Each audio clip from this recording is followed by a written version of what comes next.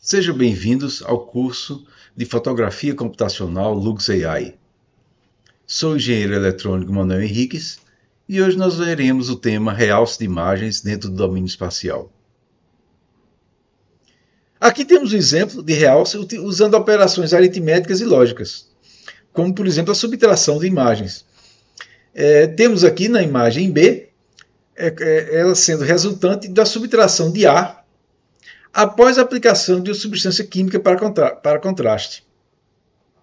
Então, foi realizada aqui uma operação, foi realizada na realidade uma aplicação de uma substância para contraste, e a imagem B é o resultado da subtração de A após ou seja, A foi subtraído da imagem obtida após a aplicação do contraste. Também é possível realizar operações de realce através de médias de imagem. Por exemplo, nós temos aqui uma imagem com ruído. Nós temos uma função aqui g de x, ou seja, uma função g para cada pixel de coordenada xy, que será igual à imagem original, ou seja, para cada pixel, que é representado pela função f de xy, mais o ruído que foi adicionado para cada pixel, o ruído n. Se obtivermos uma função de valor médio para cada pixel, um g barrado para cada xy, vamos, na realidade, fazer um somatório para cada uma dessas imagens, de 1 até k, supondo que nós temos k imagens, nós somamos os pixels de cada imagem e dividimos a soma de cada um deles por k. Ou seja, em termos matemáticos, nós temos aquela imagem original, somada k vezes e dividido por k, para cada pixel. E temos o ruído também somado k vezes e dividido por k. Como resultado, percebe-se que com o aumento de k, ou seja, com o número de imagens, a variabilidade do valor do pixel a cada pixel diminui. Portanto, o valor da média, o g de xy, barrado, tende a f de xy com o aumento do número de imagens ruidosas usadas no cálculo. Ou seja, na medida em que a gente aumenta o número de imagens, aumenta o valor de k, o que é que acontece? Considerando que o fi de xy é o próprio f de xy, nós teremos aqui, nessa parcela, teremos aqui o f de xy. E aqui teremos uma parcela relativa ao ruído que vai diminuindo na medida em que o valor de k, ou seja, que o número de imagens aumenta. Também é possível e é interessante fazer algumas considerações a respeito do uso de histogramas associados a uma distribuição normal. Ou seja, nós temos aqui um histograma visto dentro do ponto de vista de uma distribuição normal. Ou seja, nós temos aqui, ao centro temos a média, nós temos aqui valores ou faixas divididas, separadas, pelo desvio padrão. Ou seja, aqui nós temos a média menos o desvio padrão. Aqui a média menos 2 vezes o desvio padrão e aqui a média menos 3 vezes o desvio padrão. Isso é útil em diversas circunstâncias, como por exemplo, nesse próximo slide aqui, onde nós temos uma imagem aqui de uma galáxia, e a essa imagem original aqui, o ruído foi adicionado. Então, o ruído, na verdade, que foi adicionado aqui, ele tem uma particularidade de ser um ruído normal, né, com média 0 e variância sigma 2, ou seja, na realidade esse ruído, a média foi considerada 0, foi feita 0, e o sigma é igual a 64 níveis de cinza. Então esse ruído foi adicionado à imagem original.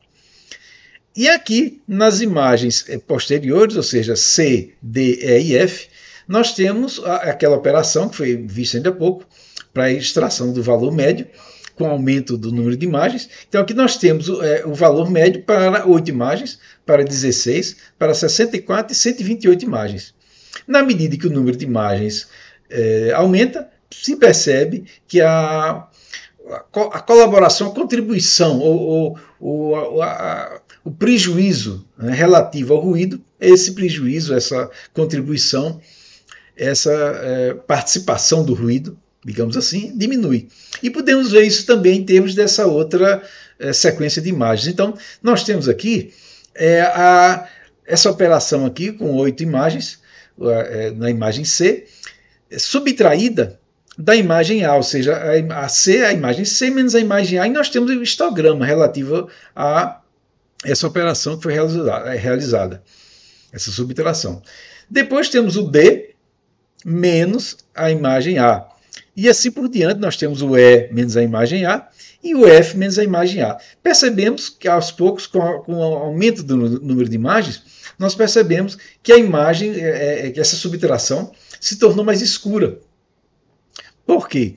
O que acontece é que o histograma, a gente percebe que o histograma é um histograma de natureza normal, né? A média, digamos, desse primeiro está aqui, e essa média, aos poucos, ela vai, em termos do nível de cinza, ela vai migrando, vai se deslocando para a esquerda, ou seja, para níveis de cinza menores, né? Ou seja, para valores mais escuros. Ao mesmo tempo que ela se desloca para a esquerda, o desvio padrão também diminui. A gente percebe aqui que essa possui um desvio padrão muito maior do que essa aqui, que possui um desvio padrão muito menor. E isso aqui, como um todo, mostra a utilidade desse tipo de operação, onde se obtém várias imagens que são ruidosas e podemos processá-las através de um valor médio para cada pixel. Bom, é interessante, dentro dos fundamentos dos filtros espaciais, fazer considerações a respeito da mecânica da filtragem espacial. Então, nós temos o desenho ampliado aqui, que mostra a máscara 3x3 e a imagem aplicada a essa máscara. Então, nós temos aqui pesos relativos à máscara, nós temos diversos pesos para cada uma dessas células, enfim, equivalentemente para cada um desses pixels, e nós temos os valores nas vizinhanças do pixel central, né? Ou seja, né, enfim, essa máscara, digamos, sobreposta sobre essa região, e essa região tem esses valores de cinza relativos, digamos, à aplicação da máscara sobre ela, com as mesmas dimensões também, 3x3. Se imaginarmos essa operação aqui, onde nós temos W de XY, que seria, no caso, os pesos, multiplicado, né, pelo F de XY, na verdade, essa multiplicação equivale ao que nós chamamos de convolução. Vejam esse tipo de símbolo, existem outros símbolos também, mas esse é um símbolo muito utilizado para indicar uma operação de convolução, ou seja, nós temos a multiplicação da máscara sobre cada um dos valores de pixels, onde nós temos aqui esse valor de I e valor de J variando entre menos A a A, ou menos B a B. E quem são A e quem são B? A é igual a dimensão da máscara menos 1 sobre 2, e B também a outra dimensão sobre 2, onde M e N são números ímpares. Então, por exemplo, lá no exemplo anterior, nós tínhamos M igual a 3 e também N igual a 3. Então, I variaria de menos 1 a 1 e J também de menos 1 a 1. É interessante observar isso, que isso ocorre, né, enfim, para cada X variando de 0 até N menos 1 e para cada Y variando de 0 até N menos 1. Então, assim é definida uma operação de convolução. O procedimento básico, na realidade, ele consiste em somar os produtos entre os coeficientes da máscara, ou seja, aqueles pesos, W ou WI, e os valores, então, de cinza do local específico da imagem. Ou seja, aqui nós temos, nessa máscara, nós temos aqui valores de W1 até W9, que são os pesos. E cada um deles é multiplicado pelo valor Z1, Z2 e até Z9, que são os valores assumidos pelas tonalidades de cinza da imagem imediatamente sobre ou abaixo, né, da máscara. Aqui é uma animação que mostra ou ilustra esse procedimento de filtragem espacial que está relacionada com a evolução. Então nós temos aqui a imagem, nós temos aqui uma máscara com os pesos, e nós temos aqui o valor resultante na medida que essa máscara passa sobre cada uma dessas regiões, e essas operações de multiplicação são realizadas, enfim, e como resultado final nós temos a convolução.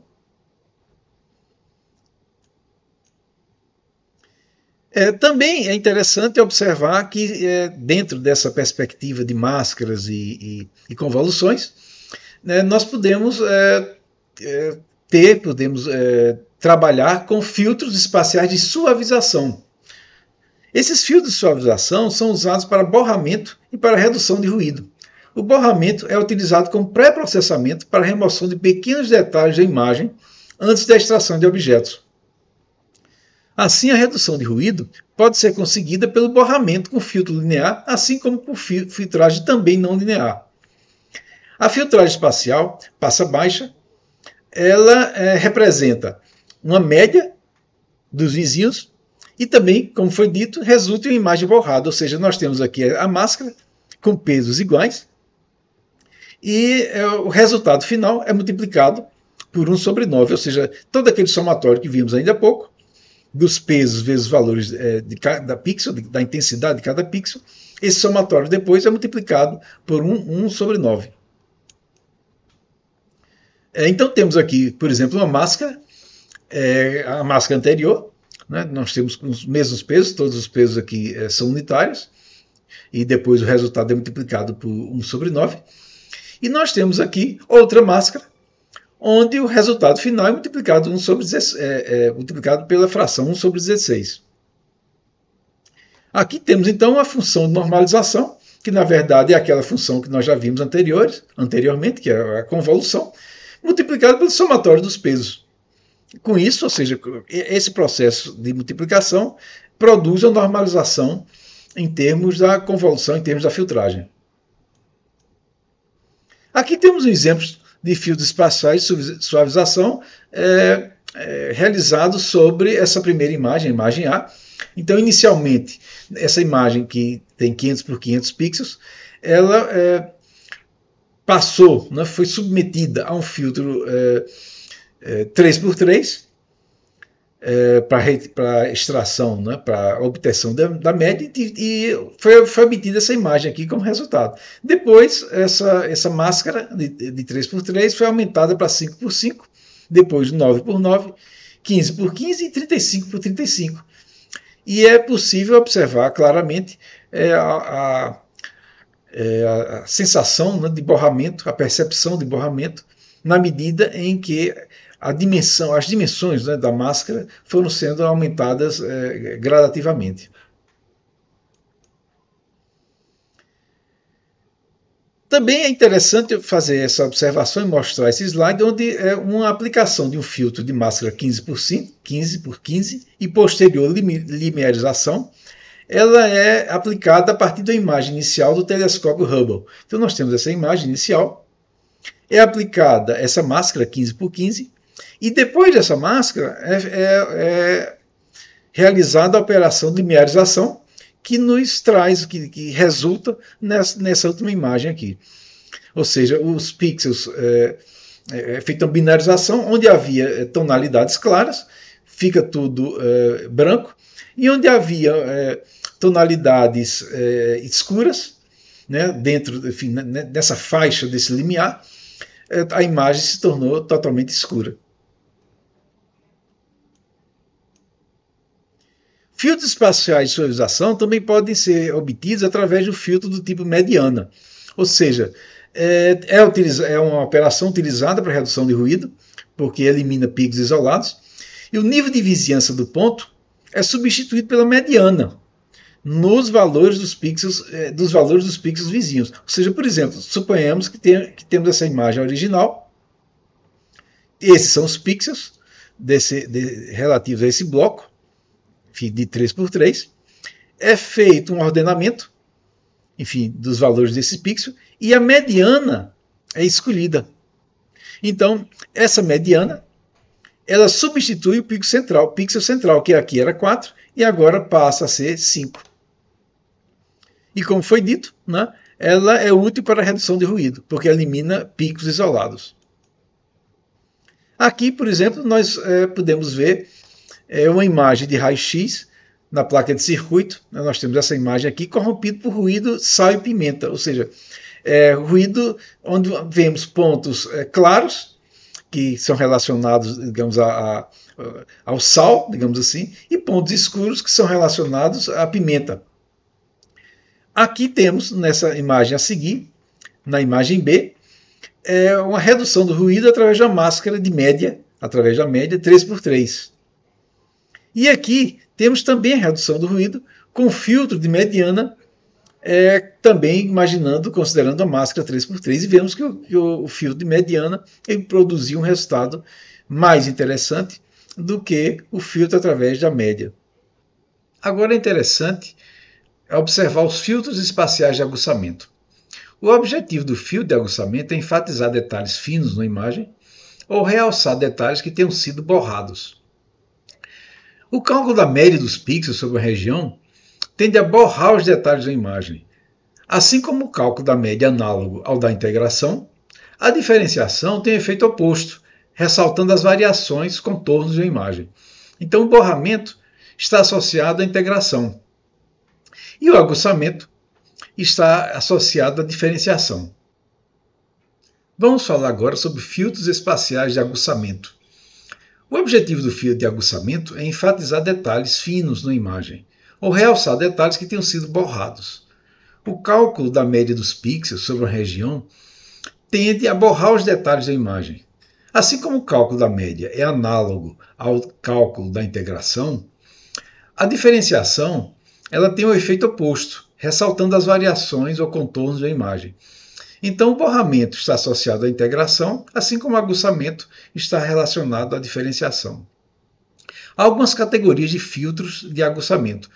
A filtragem espacial passa-altas básico, a filtragem por alto reforço, a filtragem por derivadas.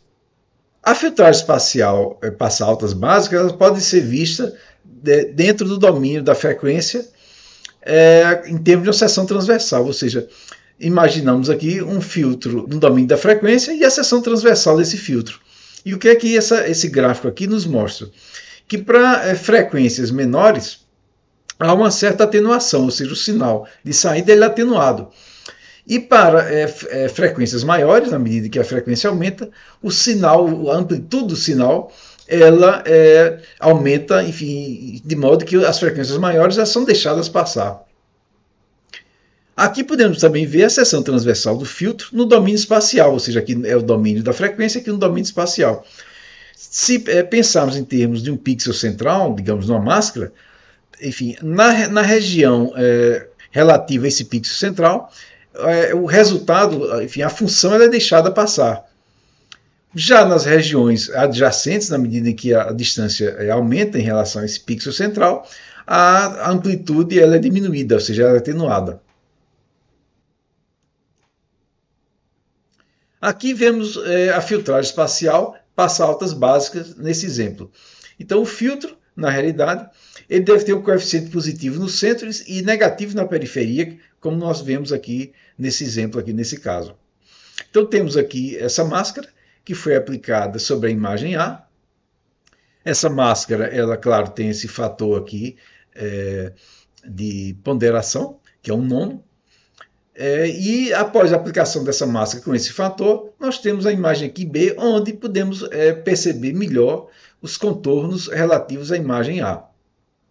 Na verdade, esse processo, essa máscara multiplicada aqui por esse fator de ponderação, ela pode ser vista como uma aplicação de uma máscara de identidade, ou seja, onde a saída seria a própria imagem, menos uma máscara aqui relativa ao borramento. Como nós vimos aqui, seria um valor médio, né, sobre a imagem original. Ou seja, se pegarmos a imagem original através da função identidade e subtrairmos o borramento, nós poderemos obter o realce em termos dos contornos relativos à imagem original.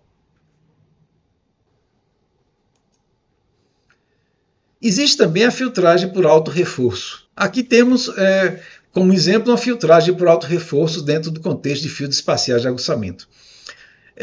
O desaguçamento também pode ser chamado de máscara de Unsharp ou Sharp Masking. Essa concepção está relacionada a haver um filtro passa alta que será igual a uma imagem original menos um filtro de passa baixa, que seria o desaguçamento.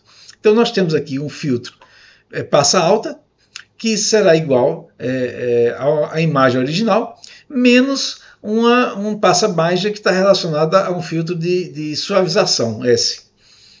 Na realidade, esse filtro de suavização pode ser justamente um filtro onde uma média seja aplicada.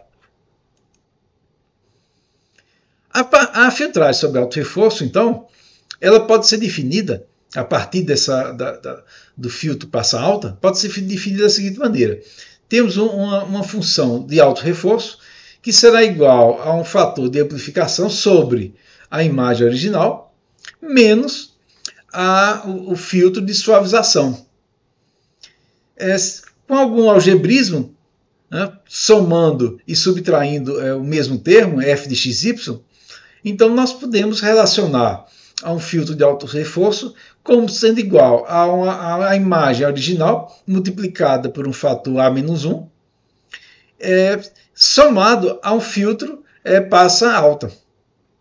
Então, observar que isso é interessante enfatizar, que a expressão anterior, ou seja, que essa expressão aqui, ela não define o filtro passa altas, o filtro Sharp utilizado, sendo genérica. Ou seja, isso aqui é um filtro passa alta genérico. Se A for um fator maior que zero, um fator de amplificação, então nós teremos um filtro de alto reforço, no caso em que A seja maior do que 1. Temos um filtro passa alta, quando A é igual a 1, ou seja, A é igual a 1, o filtro de alto reforço se reduz ao filtro passa alta, e nós temos um filtro reduzido, quando A for menor do que 1, mas esse é o caso que nós não iremos considerar, que nós estamos interessados em filtros passa alta ou filtros de alto reforço. Bom, há um resumo, né, e é interessante colocar aqui do princípio de funcionamento. Primeiro é realizado um borramento sobre a imagem, pois ao suavizar a imagem é suprimida a maioria dos componentes de alta frequência. Em seguida, é feita a subtração dessa imagem suavizada na imagem original, de modo que a imagem de saída terá a maioria dos componentes de alta frequência. Com a adição desse resultado de volta à imagem original, serão reforçados os componentes de alta frequência. Ou seja, fazendo analogia em um contexto unidimensional, suponhamos que esse seja o sinal original. Né? Aqui, né, temos a imagem borrada, né, sobre especialmente sobre essas regiões onde há uma transição maior. Essa região aqui e essa aqui embaixo. Depois é obtido, né, a máscara, né, a Unsharp, que é relativa justamente a essas duas regiões aqui. E essa máscara ela é somada ao sinal original. Então, todas essas duas regiões aqui do sinal original ficam ressaltadas. Ainda sobre a filtragem por alto reforço, ou High Boost Filtering, quando A é igual a 1, como foi dito, isso equivale a obter o filtro padrão passa altas. E quando A for maior que 1, nós temos um filtro de alto reforço. Na realidade, nessa segunda opção, com A maior que 1, a imagem ela parece mais com a imagem original, com um grau de realce nas bordas, em função do valor de A. E aqui temos, enfim, finalmente nós temos aqui duas máscaras que representam esse tipo de filtragem por alto reforço, em função de A. Nessa máscara aqui há um detalhe interessante, onde os pesos nas diagonais eles são igualados a zero, ou seja, aqui são contabilizados os pesos apenas em termos verticais, aqui, ou em termos horizontais, nessa linha aqui. Já nessa segunda máscara nós temos pesos nas diagonais e também temos pesos, claro, nas verticais e horizontais. É interessante fazer um paralelo, né, da normalização que foi vista, enfim, em slides anteriores, ou seja, nesses fatores aqui de normalização, como por exemplo no caso aqui de uma máscara de borramento, né, em termos de valores médios, com o que acontece também com filtros digitais unidimensionais, filtros 1D. Então aqui nós temos como exemplo um filtro Phi, um filtro unidimensional, e sobre ele também é aplicado um fator de normalização, que é esse fator aqui embaixo. Então é interessante observar que o ganho de filtros, ou seja, não só a filtragem em si, em termos de frequências, ela tem suas características específicas, mas também o ganho é um parâmetro de projeto, ou seja, a normalização é sempre uma opção presente, é sempre uma opção a se estudar, a se avaliar. E no caso aqui, a normalização foi de 1/9. Nós tivemos uma outra normalização no slide anterior que representava a fração 1/16, como pode ser checado, pode ser verificado alguns slides atrás. Nesse slide nós temos aqui um exemplo de filtragem por alto reforço, onde inicialmente temos uma imagem original e depois vários parâmetros A são aplicados, ou seja, o valor A igual a 1.1 é aplicado e nós vemos aqui o resultado. Temos aqui A igual a 1.15 e nós temos aqui A igual a 1.2. E para cada um desses valores de A nós podemos obter maiores detalhes, maiores informações em termos dos contornos da imagem. Nesse slide nós vemos a aplicação também de filtros espaciais de aguçamento, né, em termos dessa filtragem de alto reforço, FAR igual a A-1, que multiplica a imagem original, mais essa filtragem que é realizada. Então, inicialmente nós temos aqui a imagem base, a imagem original, só que no caso, o F# utilizado foi um operador laplaciano, ou seja, um outro tipo de filtragem passa-altas. Então, aqui temos o resultado, na imagem aqui em B, onde o operador laplaciano é aplicado sobre a imagem A e calculado com a máscara anterior utilizando A igual a 0, ou seja, lembre-se daquela máscara anterior que foi mostrada a vocês. E no caso, o valor A foi igual a 0 para aquela máscara. Nós temos aqui a imagem C, é a imagem aprimorada, ou seja, é um resultado da imagem original, né, com o laplaciano, mas agora utilizando A igual a 1, não A igual a 0, mas A igual a 1. E em D, nós temos o mesmo que em C, porém, ou seja, nós temos a aplicação desse filtro, porém aqui nessa outra imagem D, nós temos A igual a 1.7, não mais 1, mais 1.7. E podemos ver o resultado em termos do detalhamento dos contornos da imagem. Agora, filtros por derivadas. Como podemos diferenciar a imagem digital, que é discreta, né, em termos de uma função f de xy? A primeira opção seria reconstruir uma imagem contínua, f, e depois calcular a derivada. A segunda opção seria através da derivação discreta, ou seja, através de diferenças finitas. Essa é a expressão da primeira derivada em relação ao eixo x e com um h igual a 1, ou seja, com step, né, em termos de pixels, né, com step igual a 1. Então, a partir da definição de derivadas, nós podemos aproximar essa definição através de diferenças discretas, ou seja, nesse caso da primeira derivada, f' de x, isso pode ser colocado em termos dessa aproximação como f de x mais 1 menos f de x, para o step h igual a 1. E aqui nós temos, como exemplo, uma borda degrau para cima, ou seja, nessa primeira linha, na linha superior, nós temos essa borda, ou seja, a partir desse valor aqui, dessa transição aqui, esse valor duplica de 12 para 24. Nós temos aqui uma borda rampa, ou seja, os valores vão subindo, de intensidade de cinza subindo gradativamente. Nós temos uma borda também degrau para baixo, inversa da primeira aqui. E temos uma borda do tipo telhado, ou seja, uma subida e uma descida. E para cada um desses casos, nós temos o resultado dessa derivada em termos discretos, conforme vocês podem ver aqui, 1 a 1, ou seja, a cada 2 pixels essa diferença ela é computada e nós vemos o resultado aqui nas linhas de baixo para cada um dos casos, de borda degrau para cima, borda degrau para baixo, borda rampa e borda telhado. Aqui temos, em termos de filtros por derivadas, a aproximação, no caso, para uma derivada segunda. Ou seja, uma derivada segunda, ela possui para um step um h igual a 1, considerado, ela representa essa expressão aqui, ou é representada por essa expressão, que pode ser aproximada a partir dessa igualdade aqui, enfim, onde nós temos f' de x mais 1 menos f' de x, nessa aproximação, na verdade, que é igual a essa expressão em seguida, considerando um step, um h igual a 1. Por outro lado, esses índices aqui não foram centralizados, ou seja, nós temos f de x mais 2, menos 2f de x mais 1 mais f de x, e podemos centralizar essas diferenças aqui, essa operação, essa soma aqui, centralizar ela em x, ou seja, f' de x será igual a f de x mais 1, menos 2f de x, mais f de x menos 1. Na verdade, a constante menos 1 ela foi somada dentro de cada um desses argumentos para poder centralizar os índices. Aqui vemos filtros por derivadas em termos da derivada segunda, ou seja, uma derivada segunda em relação ao eixo x, com o h com step igual a 1. Então nós temos aqui a expressão, a definição, na realidade, de derivada segunda em termos do eixo x.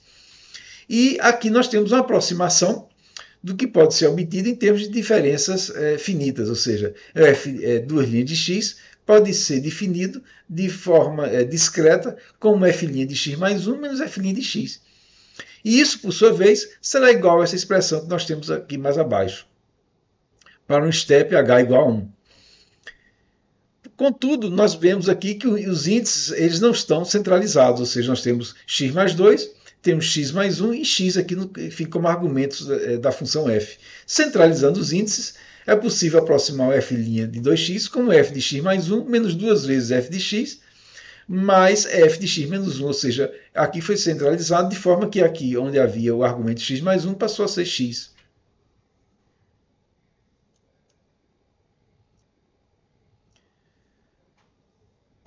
Dentro de fios espaciais de aguçamento, é possível também obter a detecção de bordas, ou seja, os pontos que estão nas bordas podem ser localizados. Detectando-se um local de máximo ou de mínimo da primeira derivada, ou detectando-se os zero crossings da segunda derivada. Ou seja, nós temos aqui duas imagens, temos aqui bordas, enfim, que estão em termos verticais, que aparece ao longo de cada uma dessas imagens, dessa primeira imagem, dessa segunda imagem. Nós temos aqui a diferença em termos de tons de cinza ao longo de um eixo horizontal, ou seja, nós temos aqui uma imagem mais escura, uma parte mais escura, que depois torna-se mais branca e depois volta a ser mais escura novamente, e aqui no caso inverso. Aqui é aplicada a primeira derivada, nós temos aqui o gráfico relativo à primeira derivada, aplicado aqui para esse primeiro caso, e o da primeira derivada aqui para o segundo caso. E temos também o gráfico relativo à segunda derivada, que está relacionado à primeira e é relacionado ao f de x, tanto para esse primeiro caso quanto para o segundo caso. Então, a detecção de bordas é possível através, ou seja, dessas bordas aqui, da diferença de tonalidades, utilizando quer seja a primeira derivada, que detecta essas bordas, ou a segunda derivada, onde aparece o zero crossing, ou seja, ela passa de um valor positivo para um valor negativo.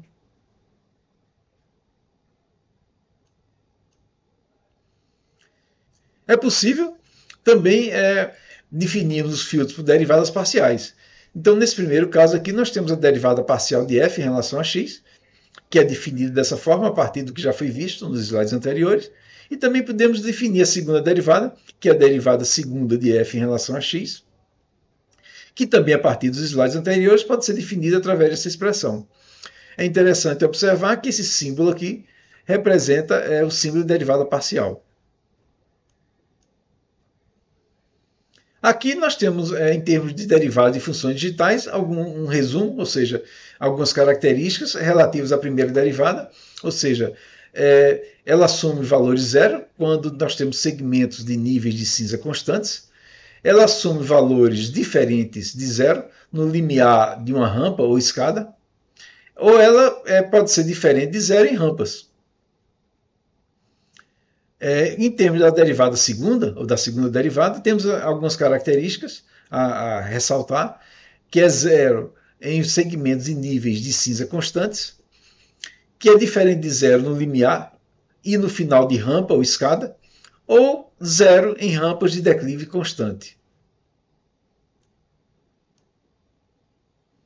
Aqui temos a aplicação de fios espaciais de aguçamento em termos dessas definições de primeira derivada e segunda derivada. Então, inicialmente, nós temos a imagem A, simples, e temos um perfil unidimensional, ou seja, através de um segmento pontilhado, horizontal, ao longo dessa imagem. Então, na imagem B, nós vemos aqui esse perfil em termos de níveis de cinza, ou seja, o nível de cinza começa lá em cima, nessa parte mais esbranquiçada, vai diminuindo, ou seja, vai se tornando mais escuro, enfim, cada pixel. Depois há um ruído branco aqui, ou seja, há um pico, né, em termos de nível de cinza. Depois desse ruído aqui, o nível de cinza cai novamente, sobe na medida em que atravessa, que corta esse segmento, essa reta aqui acinzentada, mais clara. Então ele sobe, desce novamente e finalmente ele sobe na parte final desse tracejado que nós vemos aqui. E aqui em C nós temos um perfil simplificado, ou seja, em termos desse perfil unidimensional que foi colocado, ou seja, nós temos aqui uma região inicialmente constante, temos uma rampa de descida, mais outra região constante, um ponto isolado daquele ruído, um ponto lá em cima em termos de intensidade de cinza. Temos uma descida com a parte aqui constante, também aqui abaixo. Temos uma subida e uma descida, mais um trecho constante, depois um pulo, um salto, né, para uma região de intensidade maior de níveis de cinza. Esse aqui seguem os valores relativos, enfim, os valores assumidos ao longo desse perfil. Temos aqui a primeira derivada, que foi calculada com base nas definições que já foram mostradas para vocês. E temos aqui também os valores relativos à segunda derivada, para cada uma dessas regiões, enfim, relativos a esse perfil. Aqui temos também um outro perfil, para efeito de uma maior exemplificação. Então nós temos inicialmente uma região aqui de intensidade constante, temos uma rampa aqui de descida, temos mais outra região de intensidade constante, temos aqui um pulo, um step, e temos uma última, né, região de intensidade constante, com nível de cinza mais elevado. Aqui temos os valores relativos a cada uma dessas intensidades. Temos a primeira derivada calculada de forma discreta, segundo a definição que já foi colocada para vocês. E temos a segunda derivada também calculada e podemos ver as características, enfim, em função de cada uma desses patamares, né? Ou seja, dos patamares constantes, uma rampa de descida, mais outro patamar constante, né? um step, um salto que foi dado e mais outro patamar constante. Aqui é um resumo a respeito das derivadas, da primeira e da segunda derivada. Então, a primeira derivada ela produz bordas mais grossas nas imagens. A primeira derivada também tem resposta mais acentuada para grandes diferenças, ou seja, em termos de steps, né, relativamente aos níveis de cinza. A segunda derivada ela tem resposta, por sua vez, mais acentuada para detalhes mais finos, como, por exemplo, a linha fina ou pontos isolados. A segunda derivada também produz uma resposta dupla para mudanças no passo do nível de cinza. E também tem resposta mais acentuada, ou seja, numa linha do que no passo, e também, no segundo caso, no ponto do que na linha. Na maioria das aplicações, a segunda derivada ela é melhor do que a primeira para o realce de imagens, isso é importante ressaltar. Devido ao fato de que a segunda derivada ela melhora os detalhes mais finos. A primeira derivada, no entanto, ela é mais utilizada em extração de bordas. Temos agora a definição em termos de segunda derivada do que vem a ser o Laplaciano. O Laplaciano, na realidade, está dentro da categoria de filtros isotrópicos, ou seja, são invariantes em termos de rotação. E o Laplaciano ele é definido dessa forma aqui, ou seja, o Laplaciano, esse é o símbolo aqui, o Laplaciano da função f é a derivada segunda de f em relação ao eixo x, mais a derivada segunda de f em relação ao eixo y. E de forma semelhante, como nós já vimos, há também a versão discreta em termos de Laplaciano. A derivada segunda de f em relação a x, que nós vimos aqui como esse primeiro termo aqui da soma, ela é igual, em termos discretos, a essa expressão que nós vemos aqui em seguida. Em termos do eixo x e em termos do eixo y. Para a derivada segunda em termos de x. E a derivada segunda em termos de y vai ser igual a essa expressão que nós temos aqui. Mais uma vez, a derivada segunda em termos do eixo y, ou seja, sem considerar, não é, as variações em termos do eixo x. Ainda sobre o Laplaciano, é importante mostrar aqui a implementação digital. Ou seja, o Laplaciano de f será igual a essa expressão que está aqui entre colchetes, onde temos variações aqui sobre x e sobre y, que estão associadas às variações discretas, às componentes discretas, menos 4 vezes o valor da função em x, y. Isso para cada x e y ao longo da imagem. Na realidade, em termos da filtragem espacial de aguçamento através do Laplaciano, existem duas definições para o uso do Laplaciano, uma de sinal negativo e outra de sinal positivo. Na primeira expressão de filtragem, nós temos aqui um g de xy, que será igual à função original, ou seja, a imagem original f de xy, menos o Laplaciano dessa função. E na outra definição, nós temos o f de xy mais o Laplaciano dessa função. No primeiro caso, o caso 1, ou seja, onde temos o menos Laplaciano, o centro de máscara será negativo. E no caso 2, o centro da máscara será positivo. Aqui temos então a filtragem e recuperação da parte original em um passo, ou seja, a versão 1, que é a versão negativa. Então temos a função g de xy, que é o f de xy, menos o Laplaciano que foi visto na expressão anterior. Por fim, o g de xy, nessa versão primeira, na versão negativa, será igual a essa expressão que nós temos aqui, essa última expressão. Enfim, isso representa a versão primeira, a versão negativa da filtragem. Temos aqui, nesse slide, a máscara do Laplaciano para c igual a menos 1 e para c igual a 1. Ou seja, na verdade, são 4 máscaras, né, para cada uma dessas condições. O centro negativo, na realidade, ele remove bordas exteriores, enquanto que o centro positivo remove bordas interiores. Aqui temos, então, a expressão de uma maneira genérica para essa filtragem, ou seja, o g de xy é a função f de xy mais um c que multiplica o Laplaciano. E voltando aqui em cima, nós temos aqui o Laplaciano para c igual a menos 1. Temos a máscara aqui sem uso das diagonais, ou seja, só considerando os pesos verticais e horizontais. E aqui nós temos, para c igual a menos 1, a máscara que utiliza os pesos nas diagonais também. De forma semelhante, temos aqui para c igual a 1, e também com o uso apenas dos pesos verticais e horizontais, e também com o uso dos pesos, no segundo caso aqui, diagonais.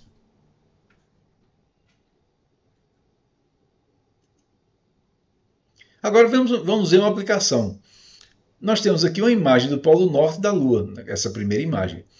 Na imagem B, nós temos a imagem filtrada através do Laplaciano, ou seja, aqui ficam evidentes os contornos relativos à primeira imagem. Na imagem C, ela representa a imagem B escalonada entre 0 e 255. Também podemos ver de forma clara os contornos associados à primeira imagem. E, finalmente, na última imagem, nós temos a imagem melhorada com o uso da expressão de c igual a menos 1, ou seja, onde essa constante c igual a menos 1. E o resultado, onde nós temos aqui os contornos de forma mais pronunciada. Sobre fios espaciais de aguçamento, também temos uma consideração mais a fazer em termos das vizinhanças daquele ponto central. Então, mais uma vez, nós vemos aqui uma máscara onde as diagonais aqui não são levadas em consideração, só os pesos verticais e os pesos horizontais. E isso representa, digamos, a vizinhança em termos de 4 pontos, 4 vizinhanças, né, em termos do ponto central. Já em termos de 8 vizinhanças, ou seja, em termos de 8 pontos, 8 pixels em relação ao ponto central, nós temos essa distribuição aqui de pesos. Finalmente, nós temos um exemplo aqui da imagem original do Laplaciano, utilizando apenas os 4 pontos, os 4 pixels vizinhos, ou seja, relativamente a essa primeira máscara. E nós temos aqui, no segundo exemplo, da filtragem via Laplaciano, onde todos os 8 pixels vizinhos são utilizados. Percebemos que com a utilização dos 8 pixels vizinhos, a imagem obteve um melhor realce dos contornos. Em termos da primeira derivada, é possível também definir o que vem a ser o gradiente. O método mais comum, na realidade, de diferenciação e processamento de imagem é o gradiente. E o que vem a ser o gradiente? O gradiente, que pode ser representado dessa forma, ele está associado a uma matriz onde nós temos a derivada parcial de f em relação à coordenada x e a derivada parcial de f em relação à coordenada y. Enfim, isso aplicado ao pixel x e y. Esse vetor, na realidade, ele tem uma magnitude que pode ser calculada dessa forma, ou seja, cada gradiente é elevado ao quadrado, os dois gradientes, enfim, em relação a x e y são somados e a raiz quadrada é tomada em relação a essa soma. De outra forma, nós temos aqui também o gradiente de f em relação a x elevado ao quadrado, mas a derivada parcial de f em relação a y é elevada ao quadrado e temos a raiz quadrada dessa expressão aqui. Também é possível definir a direção do gradiente, que é dada através do arco tangente da derivada da função f em relação a y dividido pela derivada da função f em relação a x. Em termos de um vetor apenas na direção x, ou seja, com a coordenada y igual a zero, então o gradiente de f se resume a f sobre delta x, na verdade a derivada parcial de f em relação a x, ao eixo x, já que nós aqui o valor de y aqui é constante. Em termos verticais, nós vimos em termos horizontais, em termos verticais, o gradiente de f se resume a derivada de f em relação a y. E, nesse caso, será representado pela derivada de f em relação a x e, na outra coordenada, a derivada de f em relação a y. Em termos de gradiente, há uma característica importante a dizer pelo fato de ele ser não isotrópico, ou seja, a magnitude, né, ela é variante em rotação, diferentemente do Laplaciano, como nós vimos ainda há pouco, que é um operador isotrópico. A implementação computacional do gradiente por toda a imagem, enfim, no entanto, é não trivial. É comum a aproximação da magnitude do gradiente utilizando valores absolutos, ou seja, o gradiente de f pode ser comumente atribuído como o módulo gx mais o módulo gy, ou seja, o gradiente em relação a x em módulo mais o gradiente em relação a y em módulo. Dentro do contexto de máscara, o gradiente pode ser visto também dessa forma. Se temos a máscara aqui com pesos atribuídos de Z1 até Z9, o gradiente ele pode ser definido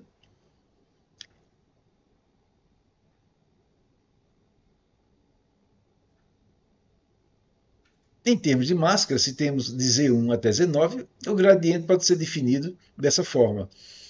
Nós temos o gradiente da função como a raiz quadrada da soma dessas duas diferenças ao quadrado, ou seja, nós temos Z5 menos Z8 ao quadrado, mais Z5 menos Z6 ao quadrado. Essas duas quantidades elevadas ao quadrado são somadas, e a raiz quadrada é tomada dessa soma. De forma alternativa, o gradiente de f também pode ser obtido através dessa diferença, Z5 menos Z8, em valor absoluto, mais Z5 menos Z6 em valor absoluto. E esses dois valores absolutos são somados. Então, há essas duas formas alternativas, enfim, de se obter a magnitude de maneira aproximada do gradiente. Existe também o chamado gradiente de Roberts. Nesse gradiente de Roberts, o gradiente em termos do eixo x e em termos do eixo y seriam tomados a partir das diferenças nas diagonais, ou seja, o gx seria o Z9 menos Z5 e o gy seria o Z8 menos Z6. E a aproximação seria realizada em termos da soma dos módulos das diferenças, ou seja, o módulo 19 menos E5 mais o módulo 18 menos E6.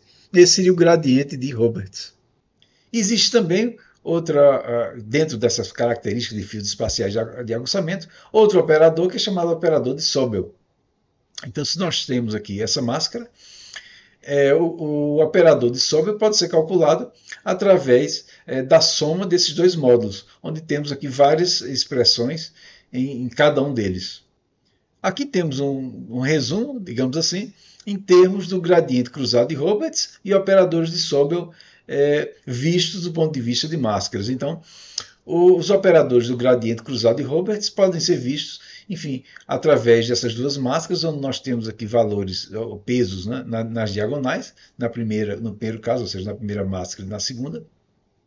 Ou então, utilizando os operadores de Sobel, essa primeira máscara aqui, onde nós temos pesos só na horizontal, como nesse primeiro caso aqui, nessa primeira linha e na terceira. Ou então, em termos verticais, nessa primeira coluna aqui e na terceira coluna. É interessante observar que a soma dos coeficientes é zero em áreas de intensidade constante, como esperado em operadores derivativos. O filtro de Privet é semelhante ao filtro Sobel no sentido de que utiliza dois núcleos 3x3, ou seja, duas máscaras 3x3. Uma máscara para mudanças na direção horizontal e outra para mudanças na direção vertical. Se definirmos Gx e Gy, as aproximações das derivadas horizontal e vertical, os operadores serão esses, ou seja, para Gx nós temos essa máscara aqui, e para Gy nós teremos essa máscara aqui, à direita. E aqui há um exemplo, nesse slide, da utilização do operador de Sobel para a detecção de contornos. Então nós temos aqui uma imagem inicial de uma lente de contato, onde nós podemos ver esses contornos, inclusive esse defeito que é reproduzido aqui na imagem resultante aqui à direita. Nesse slide nós podemos ver exemplos de fios espaciais combinados. Então, nós temos aqui, ao longo das imagens, essa aqui a A é a primeira imagem, a imagem original. Em B nós temos o Laplaciano, que foi aplicado a ela. Em C nós temos o original mais o Laplaciano, que é essa soma. Em D nós temos o operador, o filtro de Sobel, que foi aplicado. Em E nós temos o Sobel seguido de uma suavização. E em F, nós temos uma máscara, que representa justamente o produto de C vezes E. Já nessa imagem aqui em G, nós temos o original, que é esse aqui, somado a essa máscara, ou seja, somado à imagem aqui em F. E, finalmente, na imagem H, nós temos a transformação, a equalização, né, relativa à imagem anterior, à imagem G. Então, muito obrigado. E agradeço a todos pela atenção.